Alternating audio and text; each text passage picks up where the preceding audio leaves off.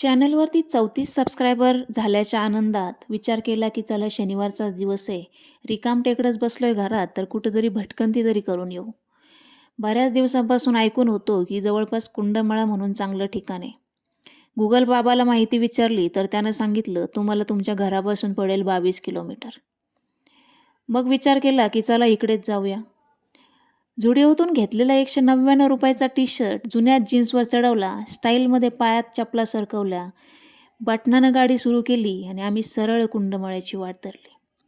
वाट तर काय आम्हाला माहीत नव्हती. मग गुगल बाबालाच शरण गेलो आणि विचारलं की बाबा वाट दाखवा. गुगल बाबानं दाखवलेल्या वाटेवरती ताशी 34 किलोमीटर इतक्या सुसाट वेगानं आम्ही निघालो कुंडमाळ्याकडं. देहू रोडच्या थोडं पुढं गेल्यानंतर उजव्या बाजूला आम्हाला हा कुंडमाळ्याचा रस्ता सापडला. बरेचसे पर्यटक मागे जात होते. त्यातल्या एकानं माणुसकी म्हणून सांगितलं की पुढे जाऊ नका, कुंडमाळा सध्या बंद आहे. आपण स्वतःच खात्री करून घ्यावी म्हणून आम्ही तरीही पुढे गेलो. होमगार्ड काकानं आम्हाला लांबूनच बघितलं आणि सांगितलं की सरळ मागं फिरायचं आणि चालतं व्हायचं.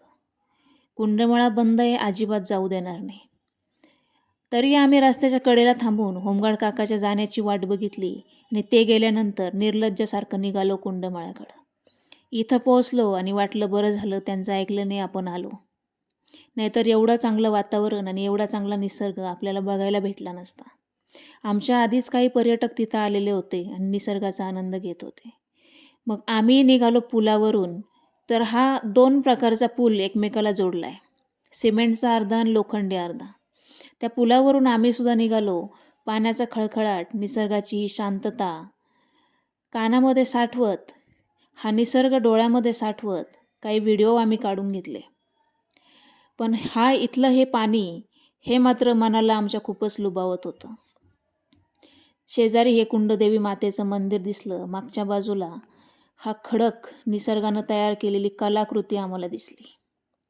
असं वाटलं की माणसाला काय जमतंय बघा, नुसतं पाण्यानं किती चांगलं तयार झालंय. जवळून पाणी बघायला गेलो तर हे असं दिसत होतं. थोडा पाण्याचा जोरही तेव्हा वाढला होता. कदाचित कुठंतरी पाऊस पडत असावा.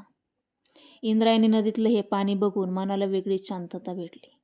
मनोमन कुंडदेवी मातेला नमस्कार करून जाणीव झाली की आता आपल्याला भूक लागली. म्हणून मग गावात असणाऱ्या ह्या एकुलता एक हॉटेल इंद्रायणी रिव्हर हॉटेलमध्ये आम्ही निघालो की चला इथं काय दिसेल त्याच्यावरती आता ताव मारून घ्यायचा. हॉटेलात गेलो तर दिसलं नव्यानंच बांधकाम केलेलं हे हॉटेल आहे. हॉटेल दादाला सांगितलं की दादा 2 वडापाव आणि 2 कटिंग दे. दादानं दिलेला अळणी वडापाव कटिंग चहासोबत पोटात ढकलला तरी आम्हाला भजी खायचा मोह काय आवरलाच नाही. भजी खाऊन झाल्यानंतर माझं या अजब गजब कलाकृतीकडे लक्ष गेलं. बघितलं की बसची सीटं आणि टायरं ह्याचा मस्त उपयोग दादानं करून घेतला आहे. बसचा वास आला तरी मळमळणाऱ्या मला ह्या सीटवरती बसून लोक कसं खात असतील हा विचार मात्र मनात आल्याशिवाय राहिला नाही. एक क्षण टायरच्या झोका खेळायची इच्छा झाली, पण आपल्या वजनानं तुटला तर काय, उगाच भरपाई द्यायला लागेल म्हणून मोह आवरता घेतला. तेवढ्यात दिसली ही धोक्याची सूचना. ह्या नदीवरचा पूल म्हणजे साकव धोकादायक झालाय तर तिकडे जाऊ नका म्हणून. आणि मग लक्षात आलं की माझ्यासारखे कित्येक सुशिक्षित अडाणी ह्या पुलावरती होते. गावकरीसुद्धा बाईक घेऊन याच्यावरूनच जा-ये करत होते. आणि मग वाटलं आता आपण तिकडे पोचू पण की नाही की हा पूल मध्येच पडतोय.